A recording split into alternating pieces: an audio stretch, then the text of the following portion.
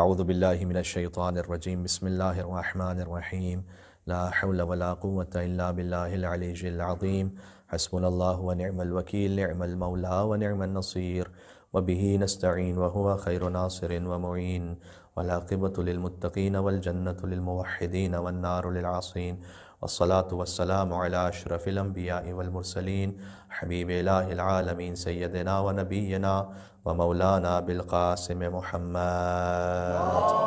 اللہم صل علی محمد وعلی محمد وعلى آلہ الطیبین الطاہرین المعصومین المظلومین المنتجبین المنتخبین المیامین سیما بقیت اللہ فی الارضین الذین اذهب اللہ عنہم الرجس وطہرہم تطہیرا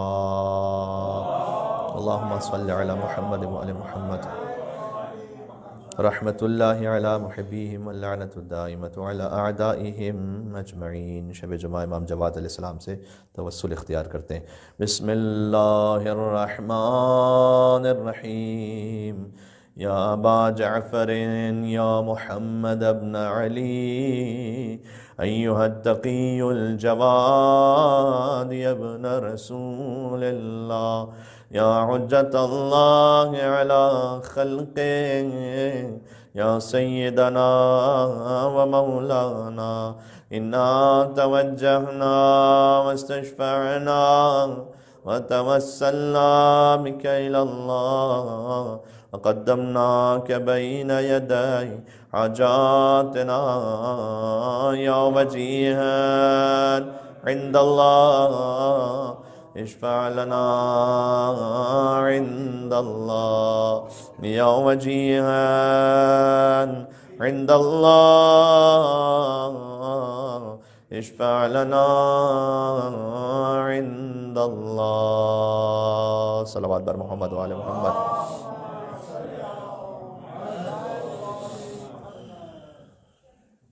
جشن ولادت ہے ان امام ہمام کا کہ جو تقی بھی ہیں اور جواد بھی۔ تقی وہ کہ تقوی جن کی ذات میں سمایا ہوا ہے، جواد وہ کہ جو بغیر استحقاق کے بھی عطا کرنے والے ہیں۔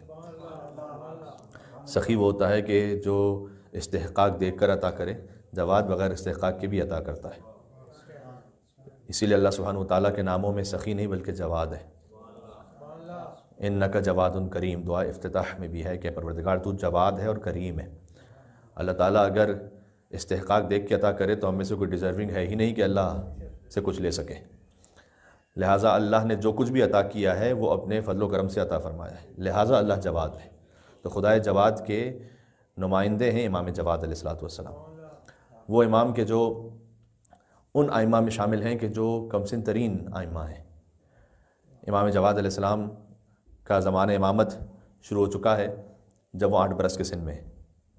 ان کے بعد امام علی نقی علیہ السلام 7 برس کے سن میں ہے، ان کا دوران امامت شروع ہو گیا۔ حضرت حجت امام زمانہ بقیت اللہ العظم روحی وارواح العالمین تراب مقدم الفدا اللہم صل علی محمد وعلی محمد، ان کا زمانہ امامت 5 برس کے سن میں شروع ہوا۔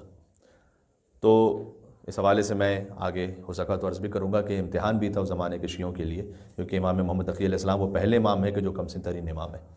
اس سے پہلے یہ صورتحال شیعوں کو کبھی پیش نہیں آئی تھی۔ امام رضا علیہ السلام جب 35 برس کے سن میں تھے تب ان کا دوران امامت شروع ہوا تھا۔ تو شیعوں کے لیے پہلی مرتبہ یہ تھا کہ ایک وہ شخصیت کے جو بظاہر سن بلوغت سے بھی کم ہے انہیں امام ماننا ہے، تو یہ کیسے پاسبل ہوگا؟ اور آپس میں شیعوں کے درمیان اس حوالے سے کچھ اختلاف بھی رہا، کچھ تنازعات بھی کھڑے ہوئے، اور اس کو کیسے حل کیا گیا۔ اگر ہو سکا تو میں جشن میں آپ کی خدمت میں عرض کرتا ہوں۔ لیکن دیکھیں اس کے لیے ایک تو قرآنی دلائل ہیں، وہ بارہا آپ کے سامنے بیان ہو چکے ہیں کہ حضرت عیسیٰ علیہ السلام جب آغوش مادر میں ہوں تو فرمائیں کہ انی عبداللہ آتانی الکتاب وجعلنی نبیّا، میں اللہ کا بندہ ہوں، اس نے مجھے کتاب عطا کی اور مجھے نبی بنایا ہے۔ وآتیناہ الحکم صبیّا، حضرت یحییٰ علیہ السلام کے لیے اللہ سبحانہ وتعالیٰ نے قرآن میں کہا کہ ہم نے بچپن میں یحییٰ کو حکمت اور نبوت عطا کی۔ تو حضرت عیسیٰ علیہ السلام کو گہوارے میں نبوت عطا ہوئی، حضرت یحییٰ علیہ السلام کو بچپن میں حکمت و نبوت عطا ہوئی۔ تو یہ الہی عہدے کے لیے اللہ عز و جل نے پہلے ہی قرآن میں ایک اصول بیان کیا ہوا ہے، وہ تو ایک دلیل ہے ہی۔ لیکن اگر آج کے ماڈرن زمانے میں کوئی جوان یہ پوچھنا چاہے کہ 5 برس کے سن میں ایک بچہ کیسے امام ہو سکتا ہے، اس میں کیسے اتنا علم ہو سکتا ہے، تو اس کا سادہ سا جواب اگر میں آپ کی خدمت میں پیش کر سکوں، یہ وہ چیز کہ جو ہر ایک جانتا ہے اور اسے ہر ایک استعمال کرتا ہے، یہ یو ایس بی ہے۔ یہ یو ایس بی جو ہے وہ 1/3 سینٹی میٹر ہے۔ اس کو آپ ایک پی سی سے کنیکٹ کر دیجیے تو چند لمحوں میں یہ لاکھوں صفحات اپنے اندر جذب کر لے گا، جبکہ یہ جماد ہے، نان لیونگ تھنگ ہے، اس میں عقل و شعور نہیں ہے، انسان کی بنائی ہوئی ہے۔ دو جمادات دونوں انسان کے بنائے ہوئے، دونوں بذات خود عقل و شعور نہیں رکھتے، چند لمحوں میں ایک لیپ ٹاپ سے آپ لاکھوں صفحات اس میں منتقل کر سکتے ہیں۔ تو جب انسان یہ کام کر سکتا ہے تو کیا اللہ سبحانہ و تعالیٰ کی قدرت میں نہیں ہے کہ جو علم امیر المومنین ہے وہ اللہ ایک 5 سال کے بچے میں منتقل کر دے؟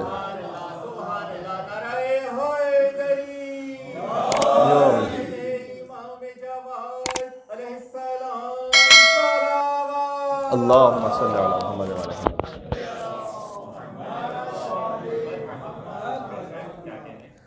تو کیا اللہ سبحانہ و تعالیٰ کی قدرت میں یہ نہیں ہے کہ وہ جو علم امام جعفر صادق علیہ السلام ہے 65 برس کے سن میں، وہ امام محمد تقی علیہ السلام میں منتقل ہو جائے جب کہ وہ گہوارے میں ہے؟ بلکہ اس سے پہلے جب لوگوں کے ذہن میں ڈاؤٹ آنا شروع ہوا اور امام رضا علیہ السلام سے انہوں نے پوچھنا شروع کیا کہ آپ اگر قضاء الہی سے رخصت ہو جائیں تو آپ کے بعد امام کون ہے، کیونکہ امام رضا علیہ السلام 47 ایئرس کے ہو چکے تھے اور انہیں اب تک اولاد نہیں تھی، تو لوگ انہیں ابتر کا تانا دیا کرتے تھے۔ اور جیسے رسول اللہ کو ابتر کے تانے کے جواب میں اللہ سبحانہ و تعالیٰ نے بی بی فاطمہ عطا فرمائی، ویسے امام رضا علیہ السلام کو ابتر کے تانے کے جواب میں امام جواد علیہ السلام عطا ہوئے۔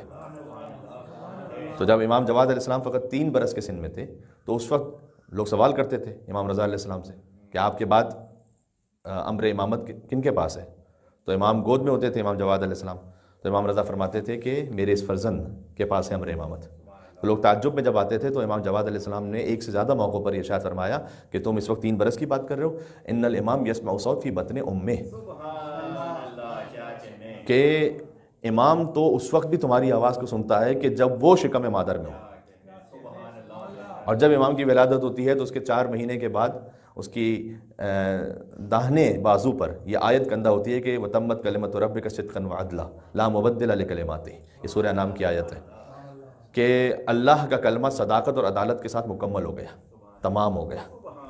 یعنی اب یہ جو 3 برس کے تم دیکھ رہے ہو امام جواد کو، یہ مکمل اور تام امام ہے، کوئی کمی نہیں ہے ان میں۔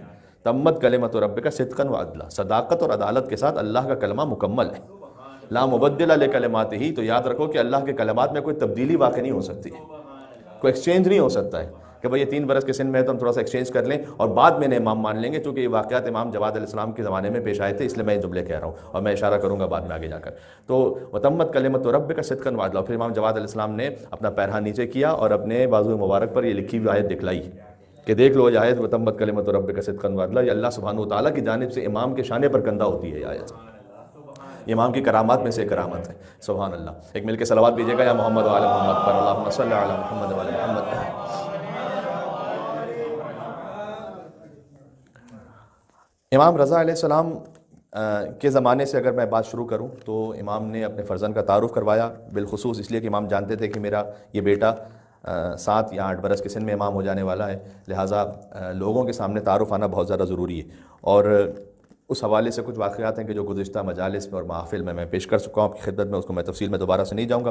ایک چیز اور ہے، ایک میں نے یو ایس بی کی مثال دی آپ کو کہ جب ہم ایک چھوٹی سی یو ایس بی میں یہ ایکسپیکٹ کر سکتے ہیں کہ وہ کچھ جو کہ لیپ ٹاپ میں ہے وہ چھوٹی سی یو ایس بی میں آ جائے چند لمحوں میں، تو اللہ سبحانہ و تعالیٰ کی قدرت میں یہ کیوں نہیں ہے؟ ایک میں نے سادہ سی مثال دی تاکہ آج کا جوان سمجھ سکے۔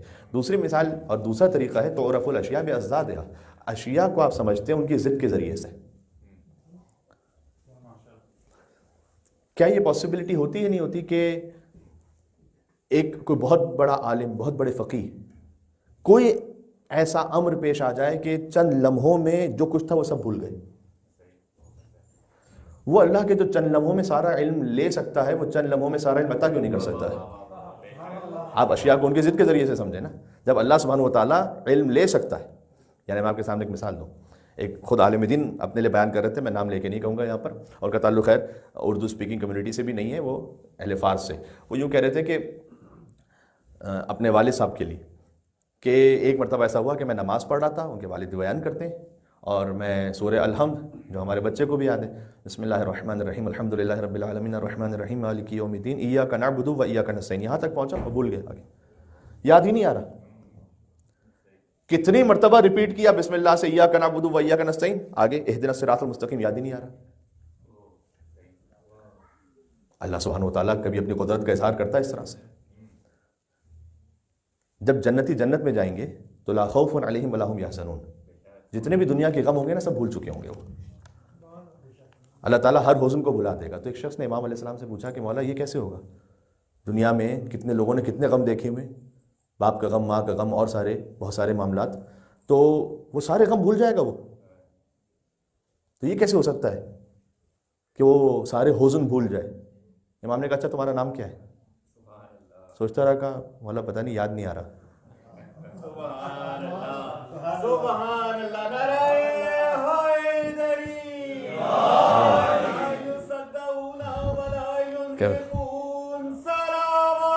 اللہم صلی علی محمد وعلی محمد۔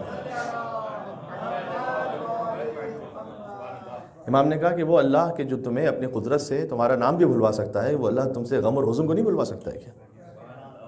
اللہ سبحانہ وتعالیٰ کی قدرت میں تو تعرف الاشیاء بازدادها، وہ اللہ کے جو کچھ لے سکتا ہے وہ عطا بھی کر سکتا ہے انہیں چند لمحوں میں، تو یہ اللہ سبحانہ وتعالیٰ کی قدرت پر ہے۔ میں اس سے آگے بات کو تھوڑا سا اور بڑھاتا ہوں۔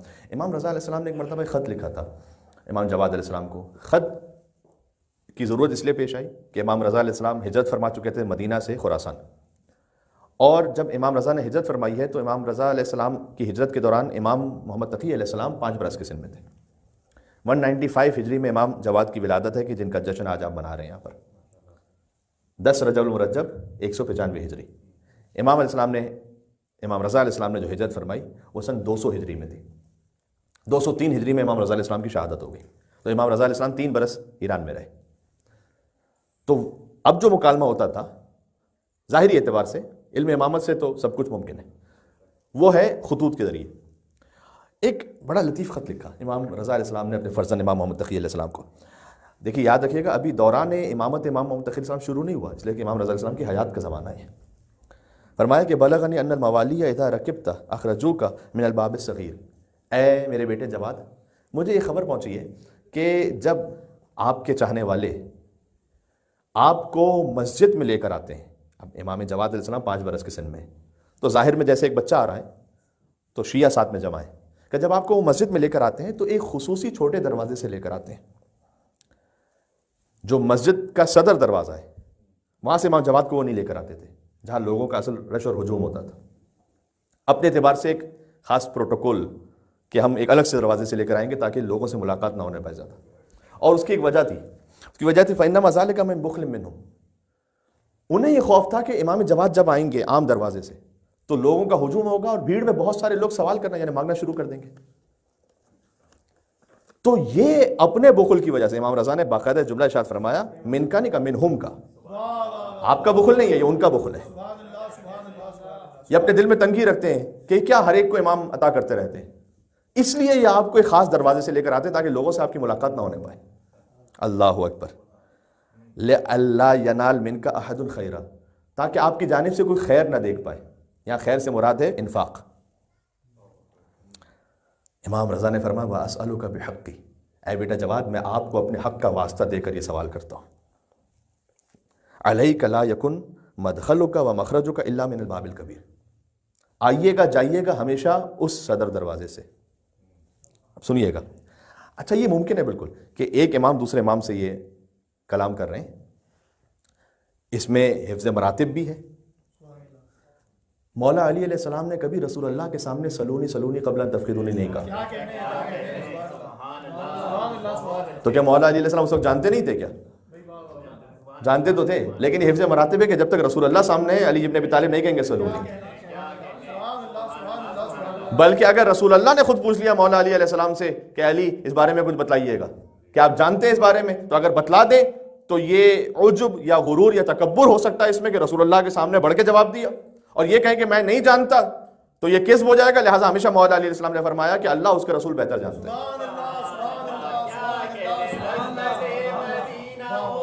یہ ادب سمجھ میں آ رہا ہے آپ کو؟ اللہم صلی علی محمد وعلی محمد.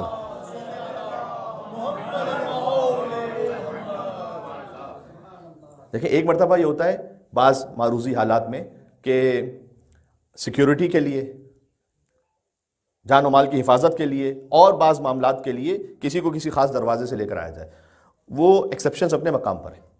لیکن فقط اس خاطر کہ کوئی وزیر صاحب ہیں یا کوئی مولانا صاحب ہیں یا کوئی کسی پریولیج کو رکھتے ہیں تو ہم انہیں اسپیشل پروٹوکول دیں گے محض اس عہدے کی خاطر، یہ امام نے پسند نہیں فرمایا. امام نے کہا کہ عام لوگوں میں جاؤ، عام لوگوں سے آؤ.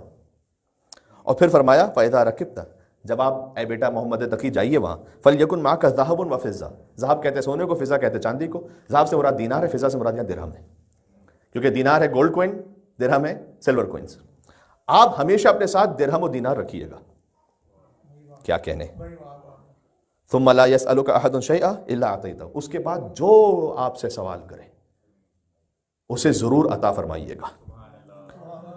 وَمَنْ سَأَلَكَ مِنْ عُمُومَتِكَ، امام رضا کا خط سنا رہا امام جواد علیہ السلام کو. اور اگر کوئی عام لوگوں میں سے آپ سے کوئی مانگے ان تبرہ فلا تعطِ اقل من 50 دینارا، تو اے بیٹا جواد 50 دینار سے کم نہیں دیجیے گا اسے. سبحان اللہ سبحان اللہ. یہ بات واضح ہو رہی ہے کہ کم از کم 50 دینار دیجیے گا. چند دیناروں سے انسان کی زندگی گزر جاتی تھی پوری، کہ کم از کم 50 دینار دیجیے گا. اور پھر ومن سألک من عماتک، اور اگر آپ کی پھوپھیوں میں سے کوئی آپ سے مانگ لے. امام جواد کی پھوپھی یعنی امام رضا کی بہنیں. امام رضا علیہ السلام کی کتنی بہنیں؟ 20. متعدد روایات ہیں، ان میں سے ایک جو سب سے زیادہ کی روایت ہے وہ ہے 20 امام رضا علیہ السلام کی بہنیں ہیں، جن میں سے معروف ترین بی بی فاطمہ معصومہ قم سلام اللہ علیہا ہے. اللہم صلی علی محمد وعلی محمد. امام رضا علیہ السلام کی ان 20 بہنوں میں سے 4 کا نام فاطمہ ہے. فاطمہ کبریٰ، فاطمہ وسطیٰ، فاطمہ صغریٰ، فاطمہ اخریٰ. فاطمہ کبریٰ یہ بی بی فاطمہ معصومہ قم ہے جو امام جواد کی پھوپھی ہوتی ہیں. لہٰذا امام جواد علیہ السلام نے حدیث ارشاد فرمائی کہ من زار عمتی بقم فلہ الجنہ، جو میری پھوپھی کی زیارت کرے قم میں اس پہ جنت واجب ہے. تمام بہنوں کا ایک مقام تو نہیں، جیسے امیر المومنین کے تمام فرزندوں کا ایک مقام تو نہیں. جو حسن حسین کا مقام ہے وہ عصمت کبریٰ کی منزل پر ہے، اور ان کے پاس جو ابو الفضل عباس علیہ السلام میں تعالی طلب المعصوم ہے. تو امام رضا علیہ السلام کی بہنوں کا سب کا ایک مقام نہیں، حضرت بی بی فاطمہ معصومہ قم کا جو مقام ہے وہ سب سے جدا ہے. تو بہرحال فرمایا کہ اگر آپ کی پھوپھیوں میں سے یعنی اور جو میری بہنیں ان میں سے اگر کوئی آپ سے مانگے، اگر عام انسان کوئی مانگ لے مسجد میں، کب 50 دینار سے کم نہ دیجیے گا. امام رضا علیہ السلام تاکید فرما رہے، فرمایا فلا تعطها اقل من 25 دینارا. تو اگر آپ کی پھوپھیوں میں سے کوئی طلب کر لے تو کم از کم انہیں اتنا تو عطا کیجیے گا، اس کے علاوہ مزید 25 دینار اور عطا کیجیے گا چونکہ ان کا تعلق ہے آپ سے. 2 دفعہ فرمایا والکثیر الیک، جو میں آپ سے کہہ رہا ہوں اس میں سے جتنا اضافہ کرنا چاہو اے جواد یہ آپ کے اوپر ہے. انی انما ارید بذالک، کہ اے بیٹا جواد میں اس سے ارادہ یہ رکھتا ہوں کہ ان یرفعک اللہ فانفق، کہ جیسے جیسے آپ انفاق کریں گے تو جو انفاق کرنے والا ہے اللہ اس کے درجے کو بڑھاتا ہے. فلا تخشى من ذی العرش اختارا، یہ بہت خوبصورت آخری خط کا جملہ ہے. فرمایا کہ اے بیٹا جواد جو صاحب عرش ہے اس سے ادھار لیتے ہوئے خوف نہ کیجیے گا، یعنی اللہ سبحانہ و تعالیٰ سے. عجب تعبیر ہے، سبحان اللہ. اللہم صلی علی محمد وعلی محمد.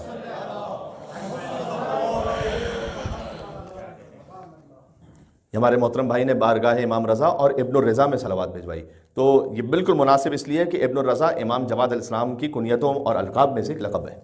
تو آپ کہیں گے یہ تو بہت واضح سی بات ہے، لیکن نہیں، امام جعفر صادق کو باقاعدہ ابن الباقر کہہ کے نہیں مخاطب کیا گیا، جبکہ وہ ہیں فرزند امام محمد باقر.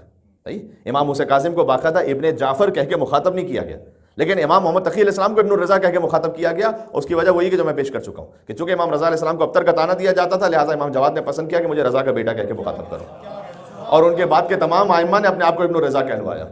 یعنی امام محمد تقی علیہ السلام نے بھی اور امام نقی علیہ السلام نے بھی، امام حسن عسکری علیہ السلام نے بھی اپنے آپ کو ابن الرضا کہلوانا پسند کرتے تھے. لہٰذا ایک بزرگ عالم انہوں نے لکھا ہے کہ بعید نہیں کہ حضرت حجت بھی اس بات پر راضی ہو کہ آپ انہیں ابن الرضا کہہ کے مخاطب کریں.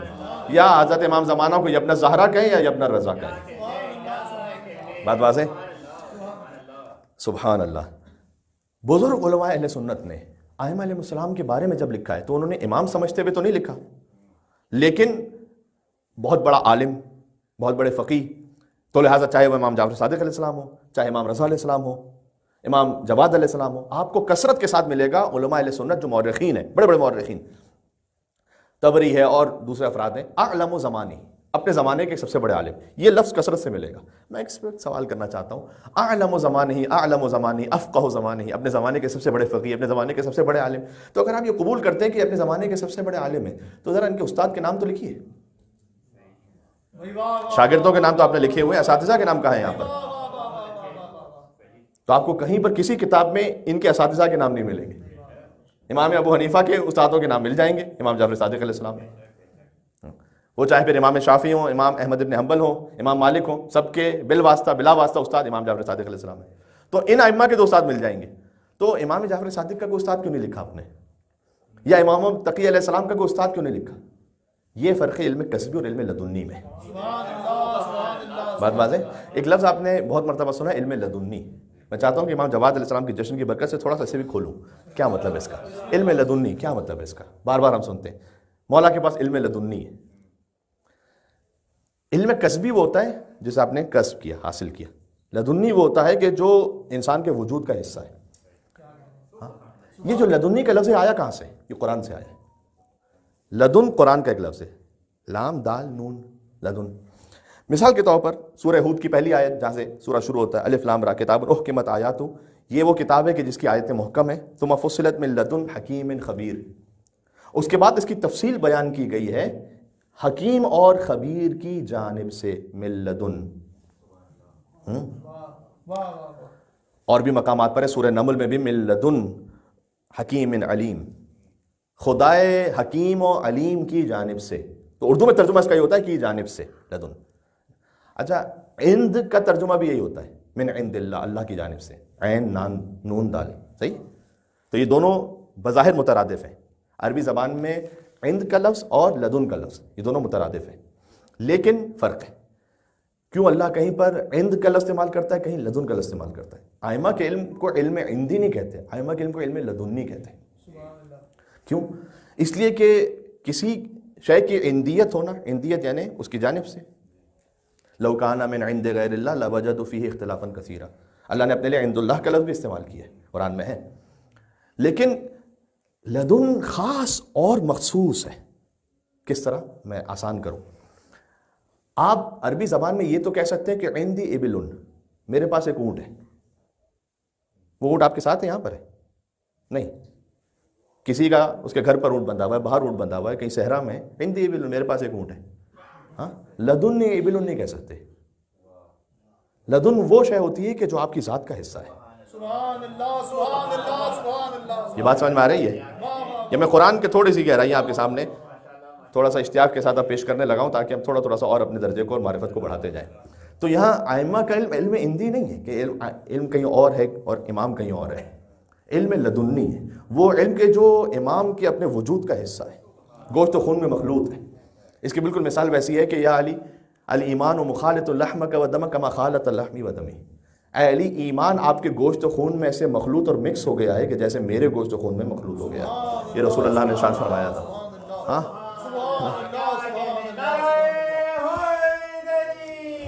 یا علی، کیا بات ہے. اللہم صلی علی محمد و علی محمد.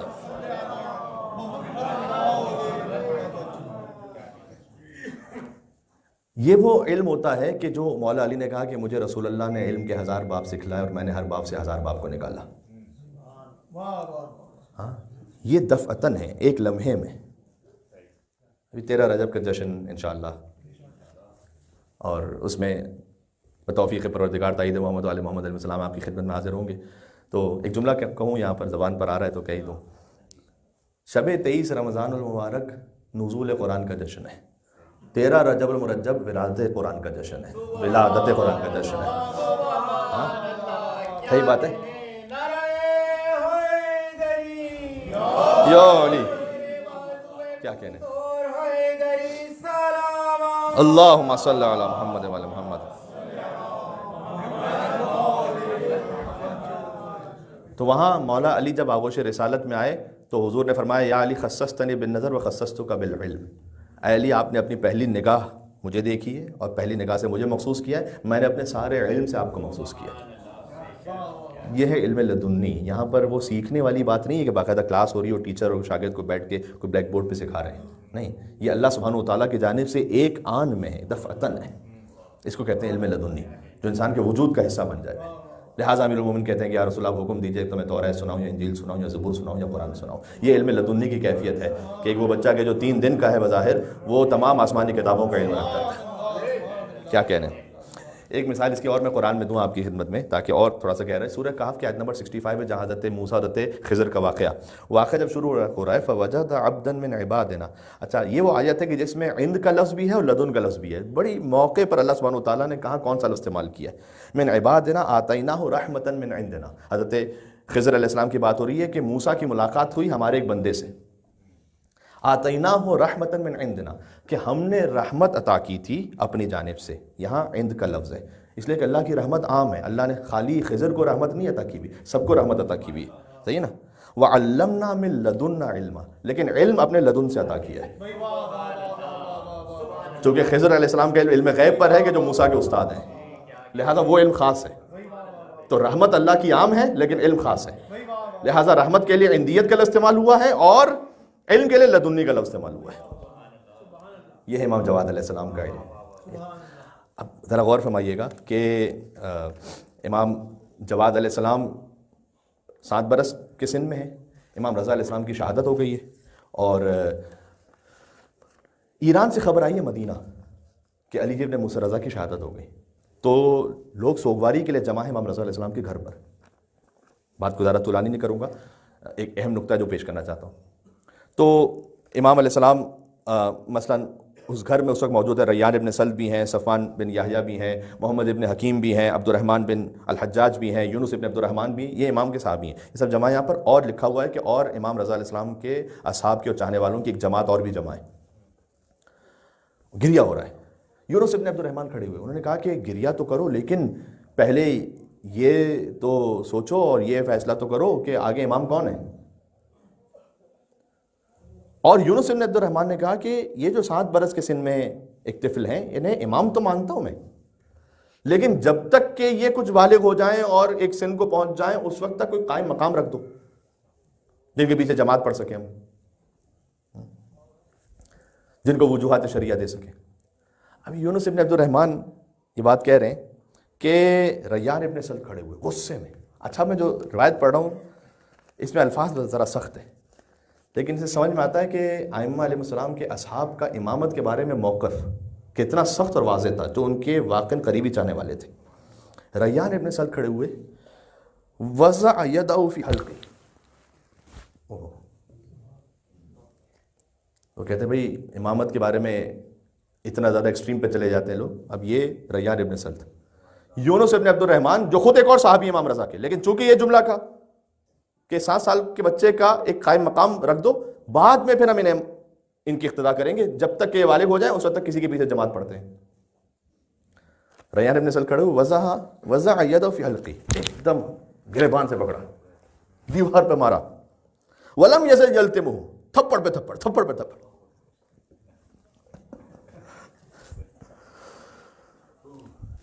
اب ایک لفظ کا یبن الفاعلہ،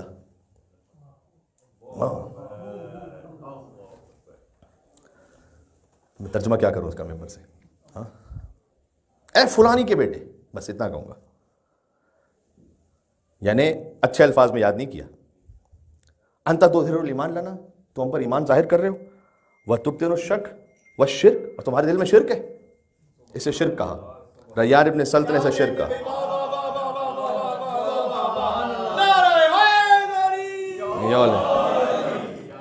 مطلب شک و شرک ہے کہ تم یہ سمجھ رہے ہو کہ یہ 7 سال کا بچہ کیسے امام ہوگا؟ اچھا یہ لم یزل یلتمہ، تماچے میں تماچے،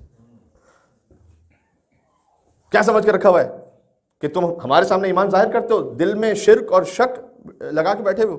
پھر ایک قانون دیا، لیکن ریان بن سلد بہت عظیم ہستی ہے، کہ ان کان امرہ من اللہ عز وجل، اگر یہ امر امامت اللہ کی طرف سے ہے فلو انہ کان ابن یوم واحد، تو چاہے ایک دن کا بچہ ہی کیوں نہ ہو، اللہ کی طرف سے اگر ہے تو کیا بات ہے.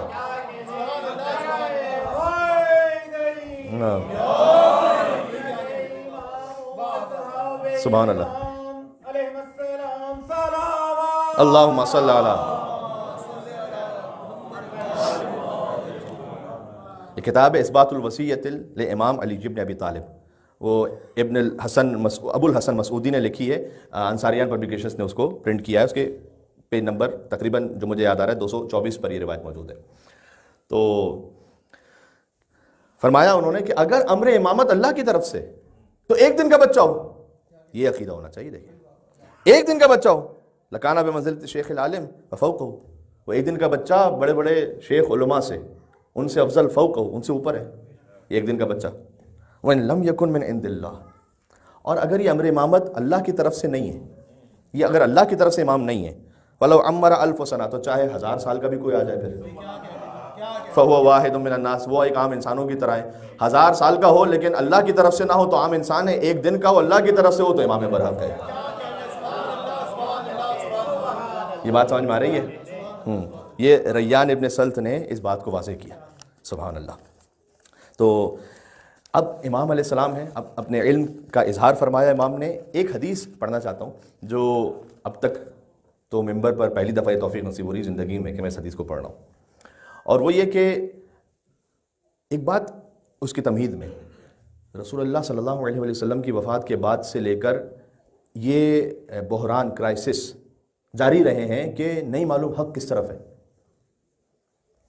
تو اس وقت جو نوبلز ہیں انہوں نے اپنے موقف کا اظہار کیا، کچھ پریولیج تھے انہوں نے بھی اپنے موقف کا اظہار کیا، لیکن کچھ پریولیج ایسے تھے کہ جو خاموش رہے. اس جملے کی وضاحت کے لیے ایک مجلس چاہیے پوری. ثقیفہ یا غدیر کسے سلیکٹ کریں؟ سیدہ سلام اللہ علیہا وہ سیدۃ النساء العالمین ہے، موقف واضح ہے بہت. سلمان ہیں، ابو ذر ہیں، عمار ہیں. لیکن کچھ پریولیج ایسے بھی تھے جو خاموش ہیں یا بلکہ امیر المومنین سے دوسرے کیمپ میں چلے گئے. حسان ابن ثابت غدیر میں سے شاعری کی ہے، مولا علی کی ولایت پر رسول اللہ کے سامنے غدیر میں شاعری کی ہے اس نے. تو آپ اسے ایکسپیکٹ کر سکتے ہیں کہ یہ جب غدیر و ثقیفہ کا معاملہ ہو تو یہ غدیر کو چھوڑ کر ثقیفہ پہ چلا جائے، لیکن ہوا ایسا. اس لیے اپنے آپ کو بچانا اور اپنے ایمان کی حفاظت بہت ضروری ہے ہر لمحے.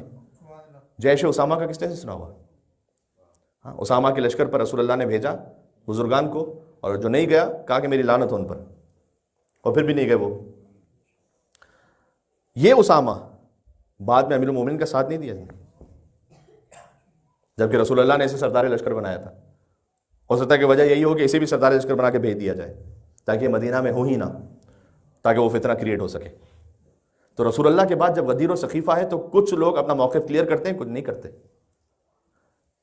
امیر المومنین کے زمانے میں جمل ہے تو ایک شخص ہے وہ جو آ کے کہتا ہے کہ اے علی، میں ایک طرف دیکھ رہا ہوں طلحہ، زبیر، حضرت عائشہ، دوسری طرف آپ علی بن ابی طالب، میں کنفیوز ہو رہا ہوں، بڑے بڑے لوگ دونوں طرف ہیں، میں کس طرف جاؤں؟ مولا علی علیہ السلام اسے اگر یہ کہیں کہ میں حق پر ہوں، تو اگر اتنی بات وہ مان چکا ہوتا پہلے ہی تو یہ سوال ہی نہ آتا.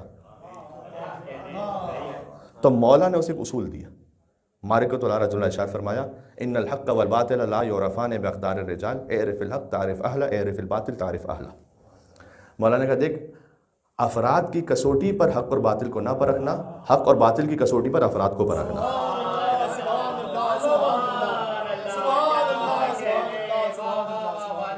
کتنا جملہ یہ پہنچا مجھے نہیں معلوم، کیا کہنے.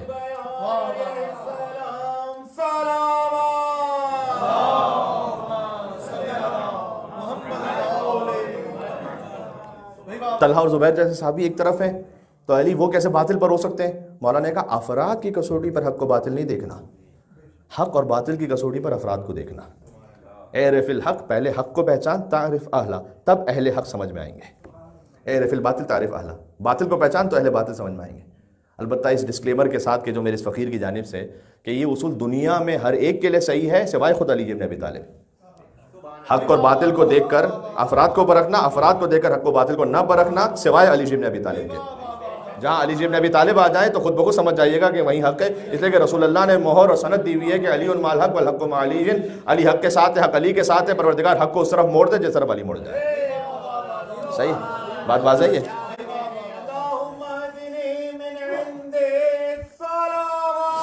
اللہم صلی علی محمد و علی محمد۔ سبحان اللہ۔ تو یہ معاملات پیش آتے رہے ہسٹری میں۔ امام حسن علیہ السلام کے زمانے میں امام حسن علیہ السلام میں معاویہ ہے، کچھ لوگ ہیں ایسے کہ جو خواص میں سے ہیں اس طرف چلے گئے۔ مولا حسین علیہ السلام کے زمانے حسینیت اور یزیدیت کا معاملہ ہے۔ قاضی شرح ایک پریولیج شخصیت ہے لیکن امام حسین علیہ السلام کے ساتھ نہیں ہے۔ ہاں کچھ وہ تھے، میں بنی ہاشم کی اس وقت بات نہیں کر رہا، میں تو ان برجستہ لوگوں کی بات کر رہا ہوں۔ ابھی ابن مظاہر وہ امام حسین علیہ السلام کی جانب بہت واضح طور پر ہے۔ ہانی ابن عروہ ہیں، اور پریولیج شخصیت ہے، اس نے اپنا موقف آخر میں کلیئر کر دیا حضرت عمر علیہ السلام نے۔ ٹھیک، تو یہ معاملہ چلتا رہا، حق اور باطل ایک کنفیوژن ہے۔ امام زین العابدین علیہ السلام کے بعد کون امام ہے؟ زید شہید امام ہے، امام الباقر علیہ السلام امام ہے، ایک زیدیہ فرقہ بن گیا۔ میں تفصیل میں نہیں جاؤں گا کہ ہر ایک کی کے لیے وضاحت ہوتی رہے تو پھر بہت زیادہ طول ہو جائے گا۔ امام جعفر صادق علیہ السلام کے بعد امام موسیٰ کاظم علیہ السلام امام ہے، یا اسماعیل ابن جعفر صادق جن سے ایک اسماعیلی فرقہ بن گیا، اور امام موسیٰ کاظم علیہ السلام کے بعد امام رضا علیہ السلام تک امامت میں آئے، یا واقفیہ فرقہ بن گیا۔ اچھا واقفیہ وہ کون ہے؟ وقف کرنے والے، اسٹاپ، جنہوں نے امام موسیٰ کاظم علیہ السلام کے بعد امام رضا کو امام نہیں مانا۔ انہوں نے کہا کہ امامت رک گئی امام موسیٰ کاظم پر، اور اس میں بھی بڑے نامی گرامی لوگ شامل ہیں، حیثیت والے۔ علی ابن حمزہ بطائینی، یہ وہ ہیں کہ جو خود امام موسیٰ کاظم علیہ السلام کا وکیل ہے، اس نے امام رضا کی امامت کو نہیں مانا۔ حب دنیا، ہزاروں درہم دینار ہیں، اگر میں امام رضا کی امامت کو مان لوں گا تو یہ سب انہیں دینا پڑے گا۔ تو انکار ہی کر دو کہ وقف ہو گئی امامت امام موسیٰ کاظم پر، امام رضا امام ہے ہی نہیں۔ حب دنیا، حتیٰ میں آپ سے کیا کہوں، نام نہیں لوں گا یہاں پر، امام موسیٰ کاظم کے بعض فرزند ایسے ہیں جنہوں نے حسد کی وجہ سے امام رضا کو امام نہیں مانا۔ انہوں نے بھی کہا کہ ہمارے بابا امام تھے، بس ختم، اس کے بعد ہمارے بھائی امام نہیں ہیں۔ تو یہ چیلنجز آتے رہے شیعت کو، لیکن ہر زمانے میں کچھ نہ کچھ ایسے ہیں۔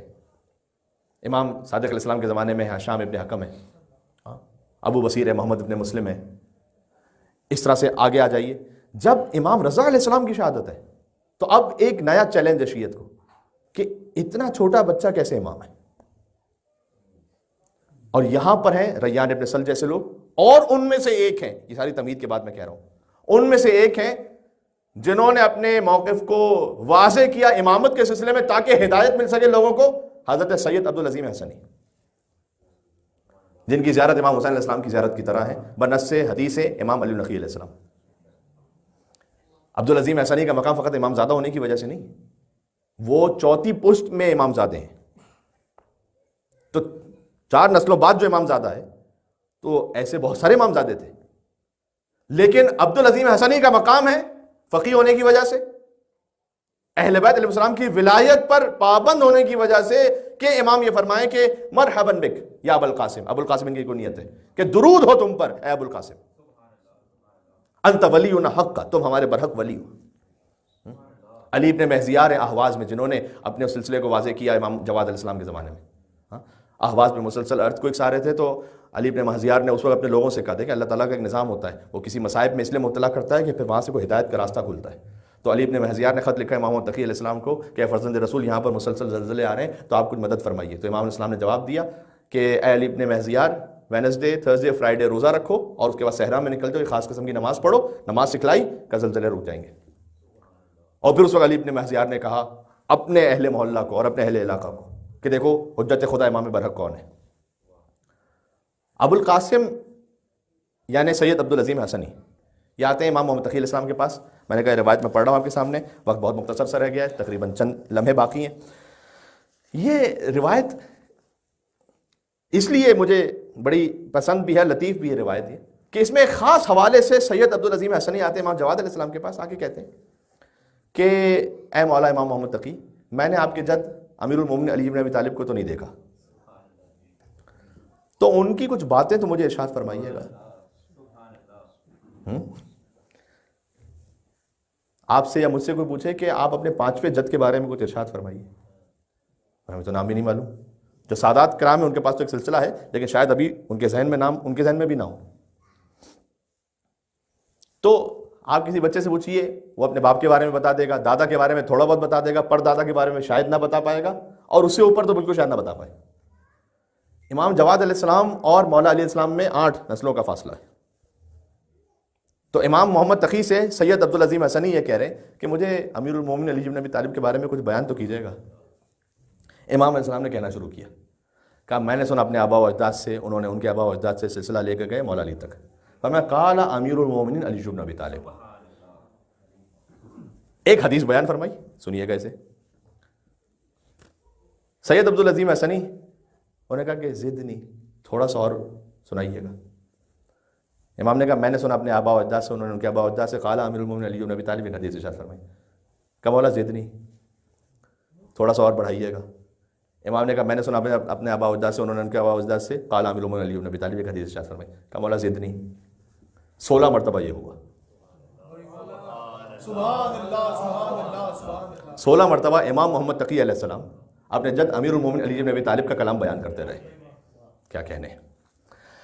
تو اب شاید وقت تو نہیں بچا کہ میں سب آپ کو سنا سکوں، لیکن کچھ سناتا ہوں تبرکاً. امام محمد تقی علیہ السلام کا کلام ہے یہ. اچھا، یہ حدیث ہونا نا دنیا کے معاملے میں اچھا نہیں، لیکن علم کے معاملے میں اچھا ہے. یہ بات ذہن میں رکھیے گا. تو سید عبدالعظیم حسنی جو ہے نا وہ بہت حریص ہے اس بارے میں کہ مجھے علم عطا ہو، امیر المومنین کا کلام پتہ چلے مجھے. جابر ابن جوفی امام صادق علیہ السلام کے بڑے قریبی صحابی ہیں، رازوں کے محافظ ہیں امام کے. 18 سال امام کے ساتھ رہے. 18 سال بعد جب جانے لگے کہیں حکم امام پر، امام کے پاس آیا کہ کہا کہ مولا ایک نصیحت، ایک حدیث تو بیان فرمائیے گا. تو امام نے کہا کہ ابعد 18 سنہ، 18 سال بعد بھی اب مزید پوچھ رہے ہو کہ کچھ تو بیان کیجیے گا. تو جابر بن جوفی نے کہا کہ مولا آپ دریا کی طرح ہیں، ایک سمندر، دریا تو فارسی میں کہتے ہیں سمندر، کہ آپ سمندر کی طرح ہیں آپ کا علم. تو اب میں مثال دے رہا ہوں اس سے. آپ سمندر سے 2000 کلو پانی نکال دیجئے تو اس میں کوئی کمی ہے کیا؟ کمی نہیں. کہ مولا اسی طریقے سے 18 سال آپ کے ساتھ ہوں، لیکن آپ سمندر کی طرح، میں قطرہ بھی نہیں ہوں. تو آپ سے سیکھنے کے لیے آیا ہوں کہ ایک اور حدیث بیان فرما دیجیے. یاد رکھیے گا ائمہ علیہ السلام جو ہے نا موٹیویشنل اسپیکرز کی طرح نہیں. سبحان اللہ سبحان اللہ سبحان اللہ. اگر کوئی موٹیویشنل اسپیکر آپ سے کہے کہ دیکھو کامیابی کے 5 طریقے ہیں، تو ہو سکتا ہے کہ ان 5 کے علاوہ 25 آپ اور نکال لیں. امام علیہ السلام کہنا کہ دنیا اور آخرت کی کامیابی 5 چیزوں میں، تو 5 ہی ہے، چھٹا نہیں ہے. کیا کہنے. سبحان اللہ سبحان اللہ سبحان اللہ سبحان اللہ سبحان اللہ. نعرہ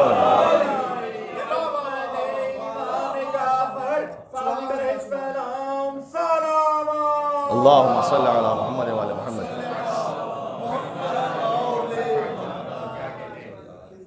تو یہ بات ذہن میں رکھیے گا. قرآن بھی کوئی پی ایچ ڈی تھیسس نہیں ہے کسی ڈاکٹر کا. قرآن ہے تنزیل من رب العالمین، رب العالمین کی جانب سے نازل کردہ کتاب ہے. اسے عام کلاموں پر مولا کا کلام ہو اور پھر اس سے پہلے اللہ کا کلام ہو، قیاس نہ کیجیے گا. تو سید عبدالعظیم حسنی نے کہا کہ مولا کچھ بیان فرمائیے گا اپنے جد مولا علی علیہ السلام سے. امام نے بیان کرنا شروع کیا. میں سلیکٹیو کچھ پڑھ دیتا ہوں. 16 مرتبہ سید عبدالعظیم حسنی نے ضد نہیں کہا. امام نے 16 جملے بیان فرمائے. آخر میں کہا حسبی، بس مولا میرے لیے کافی ہے اب اتنا. جو اس وقت کا ظرف تھا ان کا وہ پورا ہو گیا. تو ظاہر ہے اب ہر انسان کی، ہر غیر معصوم کی ایک حد ہے. امام نے کہا کہ میرے جد امیر المومنین، یہ امیر المومنین کے لفظ بھی امام نے 16 مرتبہ کہا، بار بار. امیر المومنین امیر المومنین امیر المومنین، میرے جد امیر المومنین میرے جد امیر المومنین. لو تکا شفتم ما تدافنتم. امام نے کہا کہ اگر، کہتے ہیں کہ میرے جد علی نے یہ فرمایا علیہ السلام کہ اگر تمہیں ایک دوسرے کے عیب اللہ کھول دے نا تمہارے سامنے، ما تدافنتم، تو تم ایک دوسرے کو دفن بھی نہیں کرو گے. یہ اللہ سبحانہ و تعالیٰ کا کرم ہے کہ وہ ستار اور عیوب ہے، عیوب کو چھپا کے رکھتا ہے. اللہ اکبر. پھر میں اردو پہ اکتفا کرتا ہوں زیادہ تر. فرمایا کہ میرے جد امیر المومنین علی علیہ السلام نے یہ فرمایا ہے کہ تم مال سے لوگوں کے دلوں میں اپنی محبت نہیں پیدا کر سکتے ہو. ہاں، فسعوا بطلاقۃ الوجہ وحسن اللقاء. تو چہرے کو شاداب رکھو، ملاقات کو اچھا رکھو حسن اخلاق کے ساتھ. کیا آداب معاشرت ہے. پھر فرمایا زدنی، تھوڑا سا اور اضافہ کیجیے. فرمایا من عتب علی الزمان تعلت معتبتہ. میرے جد مولا علی امیر المومنین نے یہ ارشاد فرمایا کہ جو زمانے کو برا کہتا رہے گا اس کی مصیبت کبھی ختم ہی نہیں ہوگی. ہاں، یہ برا ہے، وہ برا ہے، میرے ساتھ ایسا ہوا، میرے ساتھ ویسا ہوا، وہ کبھی آگے بڑھ ہی نہیں سکتا. دیکھیں میں کیا کہہ رہا ہوں، آج آپ کو یہ باتیں بڑے اچھے الفاظ میں اور بڑے اچھے ہیڈ لائنز کے ساتھ ملتی ہیں، ہے نا، ہزاروں ڈالرز لے کر. میں بار بار وہ لفظ نہیں کہنا چاہتا، بہرحال اسپیکرز آتے ہیں، بیان کرتے ہیں. ائمہ علیہ السلام نے جو 1400 سال پہلے چونکہ فری میں ملا ہوا ہے اس لیے قدر نہیں ہے. پھر امام سے عبدالعظیم حسنی کا مولا تھوڑا سا اور اضافہ کیجیے. مولا نے کہا امیر المومنین علی علیہ السلام نے فرمایا کہ مجالست الاشرار تورث سوء الظن بالاخیار. اگر تم اشرار کے ساتھ، شریر شر والوں کے ساتھ بیٹھو گے تو جو اچھے ہیں نا ان کے بارے میں بھی بالآخر سوء ظن آ جائے گا تمہارے دماغ میں. ان کے ساتھ نہیں بیٹھو. کتنا پریکٹیکل ہے. ہاں، وہ پتہ نہیں کیا کیا کچھ کہیں گے تم سے ان اچھوں کے بارے میں بھی کہ ان کے لیے بھی تمہارے دماغ میں سوء ظن آ جائے گا. تو لہٰذا ان کی محفل چھوڑ دو. ہاں، اس کے بعد سید عبدالعظیم حسنی نے کہا تھوڑا سا اور اضافہ کیجیے. مولا نے کہا میرے مولا امیر المومنین علی ابن طالب علیہ السلام نے ارشاد فرمایا قیمت کل امرئ ما یحسنہ. ہر انسان کی قیمت، بس وقت ہو گیا اب میں ختم کر رہا ہوں. ہر انسان کی قیمت کا میرے جد علی نے فرمایا تھا ہر انسان کی قیمت اتنی ہے جتنا وہ احسان کرتا ہے دوسروں پر.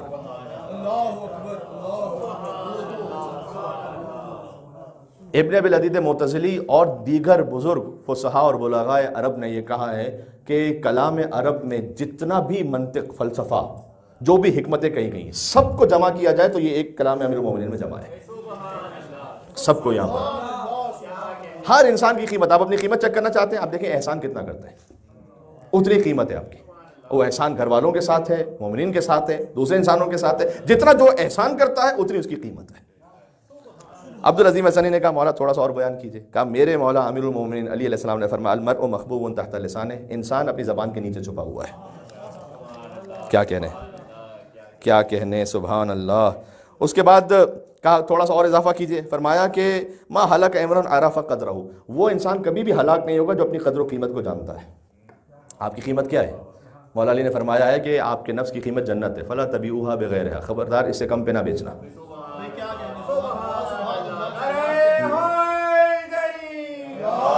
یو علی، نام و نمود کی خاطر بیچ دیا اپنے آپ کو، بہت سستے بک گئے. کسی پوسٹ کی خاطر بیچ دیا، بڑے سستے بک گئے. تعلق کی خاطر بیچ دیا، سستے بک گئے. مولا نے کہا تمہارے نفس کی قیمت جنت ہے. بس میں بات یہاں پر تبرکن کچھ پیش کر دیا، میں بات کو سمیٹ رہا ہوں کہ یہاں علماء نے لکھا کہ علی بن ابی طالب کا کلام اتنا گہرا ہے. یہاں پر فرمایا تمہارے نفس کی قیمت جنت ہے. ابھی روح کی نہیں بتائی امام نے. ہاں، نفس کی قیمت جنت ہے، روح کی قیمت وہ رضائے پروردگار ہے جو جنت سے بڑھ کر ہے. بات واضح ہے. یہ سب کچھ کہاں سے حاصل ہوگا عزیزوں؟ یہ سب کچھ ہدایت، نورانیت، معنویت حاصل ہوگی اس خانوادے سے، امام جواد علیہ السلام. لہٰذا اگر دیکھیں امام جواد متقی نہیں ہے، تقی ہے وہ.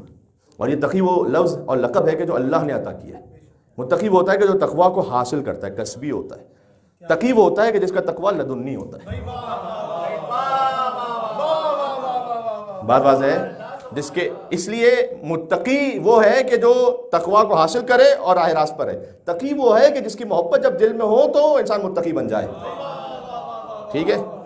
جس کے دل میں تقی نہیں ہوتا وہ کبھی متقی نہیں ہوتا.